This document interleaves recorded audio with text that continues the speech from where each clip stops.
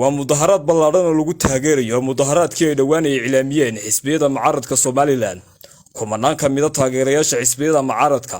ayaa saakarooti isugu soo baxay fagaarayaasha waaweyn ee magaalada Burco iyagoona sita boorar ay ku xidhan yihiin eriyo lagu taageerayo isbahaysiga mucaaradka iyo sidoo kale siiriga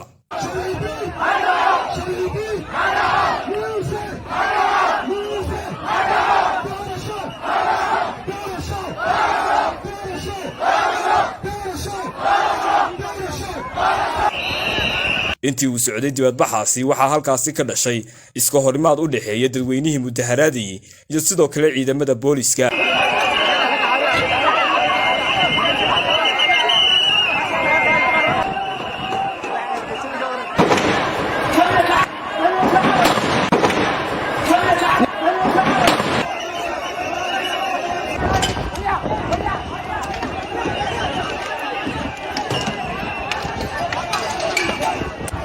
inkastoo wali aan la xaqiijin tirada dadka ku dhaawacmay iyo sidoo kale kuwa ku dhintay mudaharaadkaasi ayaa haddana waxa jira dhaawacyo badan